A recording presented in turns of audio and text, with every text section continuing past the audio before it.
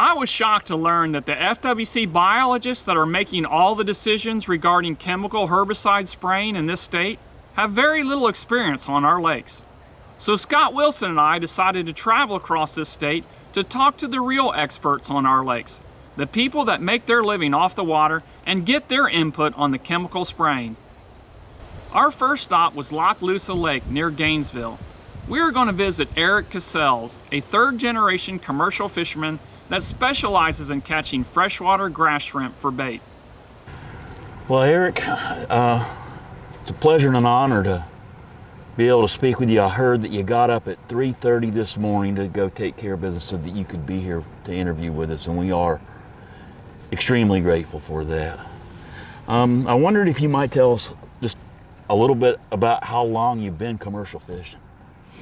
That's me personally. All my life, I was born into it. Okay. My daddy was born into it. My grandpa started here in Lochloosa, I think in 1901 or 1902. Built a fish house right here at the public boat ramp. You know, it's been sold since then, of course. It's a public boat ramp, but back then they used to unload 50-gallon drums of fish, push them in a cart up there to the railroad track. Yeah. And they'd send them all over the world. About 100 feet that way, oh, right? Yeah, railroad tracks right there, and they'd send them all over the world. Chicago was one of the big places. Been doing it a long time. I've seen a lot. Now tell me, I know you probably got just a world of fortune of stories. Tell me a story about when you were a kid fishing with your daddy and your granddad. I want to say I was 16, no, I was 17 years old because I was working at Mark III. And I wasn't supposed to be but 18 able to work there, but they gave me a job doing something. I don't remember, sanding or something, but I signed a little waiver, so I had to be at work at 9 o'clock. Well, me and my daddy, we'd go out there and we'd catch the limit, which back then I think it was 100 apiece, bluegills. Okay. We'd come out here, we'd catch 200 bluegills and be back at the house by 8 o'clock. I done jump in the shower and be at Mark III in Ocala, 45 minutes away. Yes. But what's the bait situation on Orange Lochloosa now? There ain't none. I used to go out there, get 10 cups an hour easy. Right now, you go out there for an hour, you might have 75 shrimp.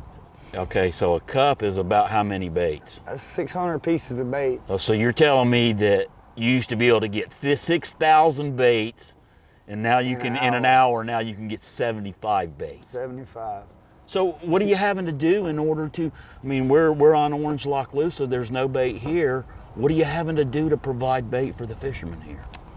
It's sad, man. I mean, it's real sad what's going on, but it's spray boats, and they're destroying habitat, destroying the whole fishery. Fishery starts at the beginning, starts in the small. The bottom of the food chain, right? All your bait feeds all your baby whatever, baby bass, baby specks, baby bluegills. The whole chain starts at the bait. Absolutely. So when they hatch off, they gotta have something to eat in order to grow, in order to thrive, be healthy. All right, if they ain't got nothing to eat, that falls back on turn as the bigger fish ain't got nothing to eat either. So they gonna eat the small fish. So now you got specks out there coming up with 3, 4, 5 specks in their gut instead of having shad, instead of having minnows. Grass shrimp. Grass shrimp. Right. They ain't got nothing but their own species in their belly.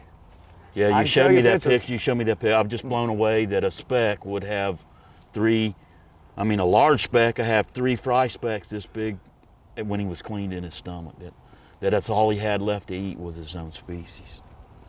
So we got no bait on Orange Lochloosa. So tell us about Lake George. What do you know about the bait on the situation on Lake George? Lake George used to be one of the best lakes in the state of Florida. I well remember.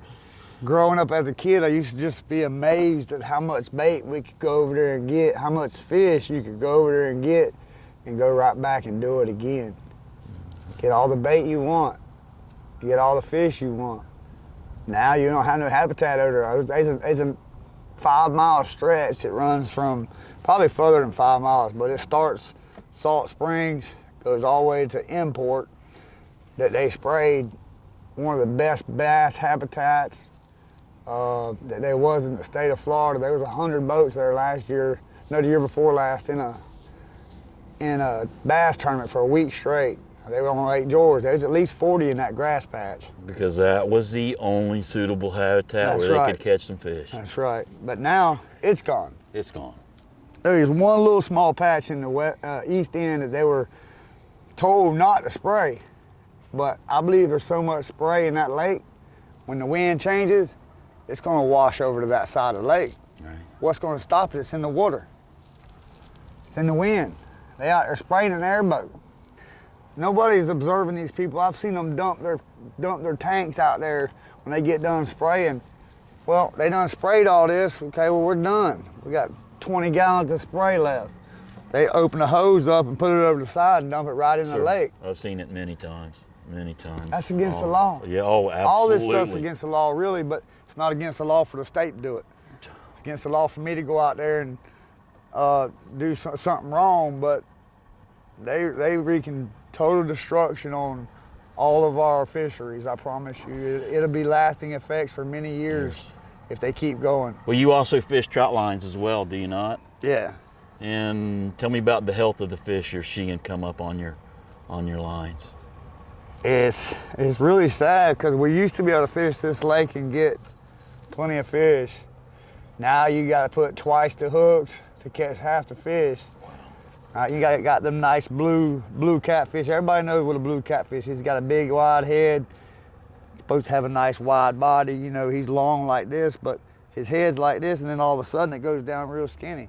See the bones in his head, you know, like a skinny person would have. You know, you see your cheekbones and everything when you're skinny. Same thing with malnourished. That's right. Malnourished. They ain't got no food out there. They ain't got no bedding area. It's gonna be absolute pandemonium over there at Lake George when they fish go to bed and there ain't no grass over there for them to bed in. The whole Lake George, where all them fish gonna bed at in a 20-yard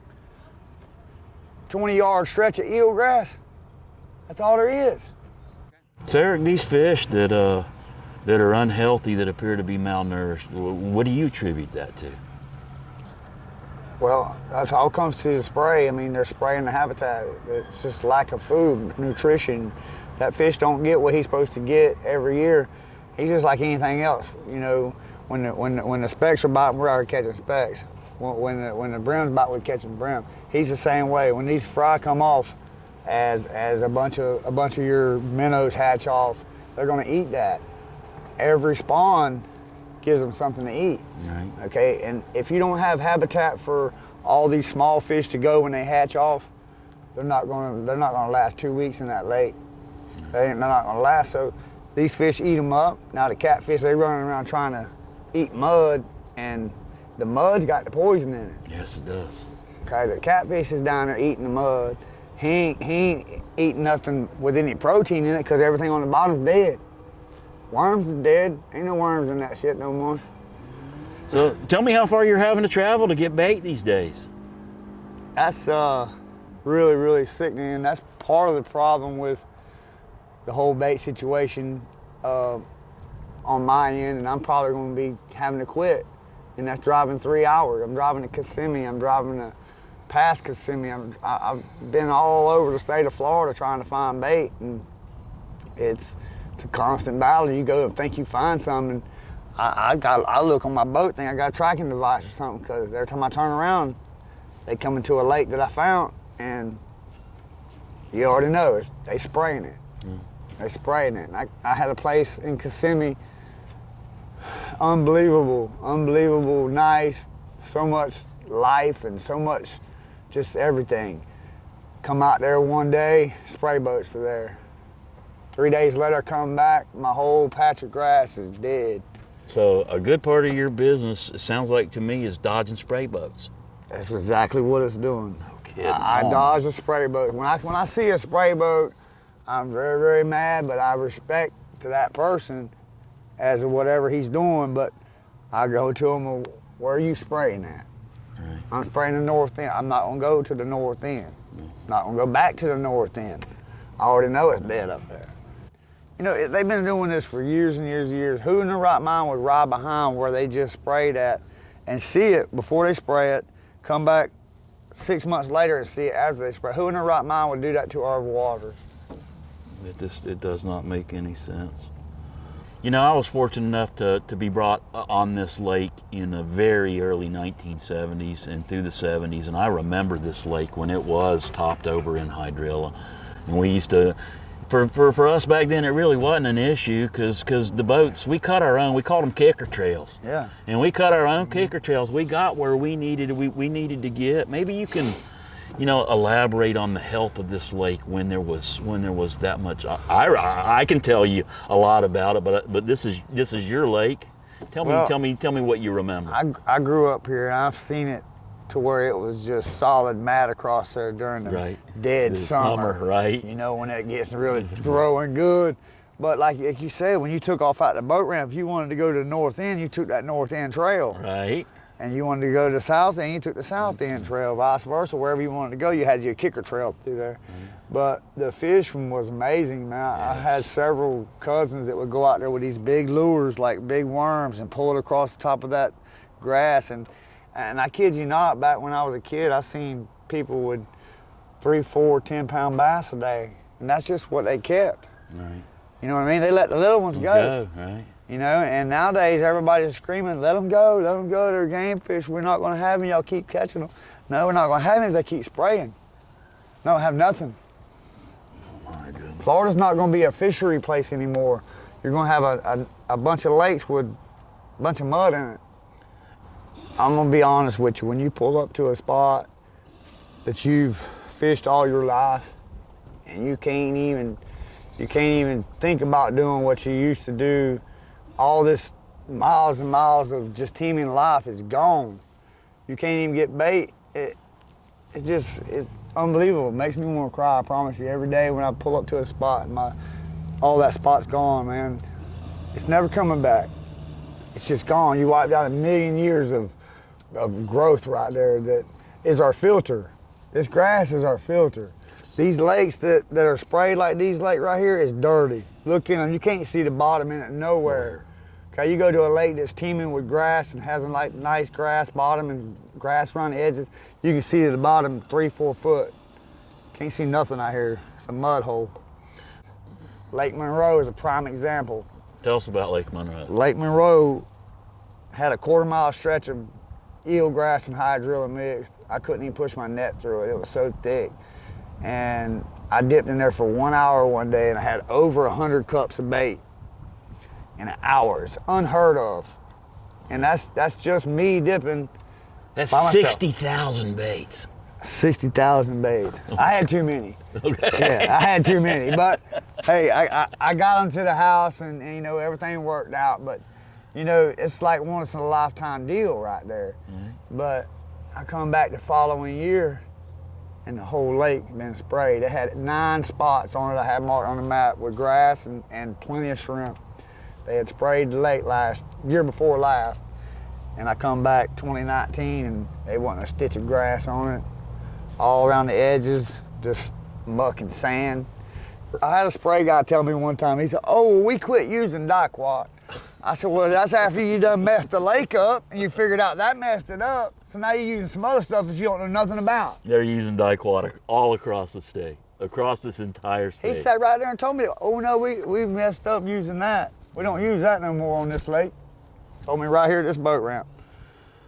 Well, Eric, we know now that the FWC and higher ups are watching all these videos. What would you like to say to the FWC? Man, I would ask them to stop spraying, stop the spray, do some research. Just back up and do some research and stop the spray. Let the grass grow. Let it grow. Let our filter come back. If you've seen what I see every day, I promise you, it makes a grown man cry. It makes me cry. Amen. Amen. Yeah.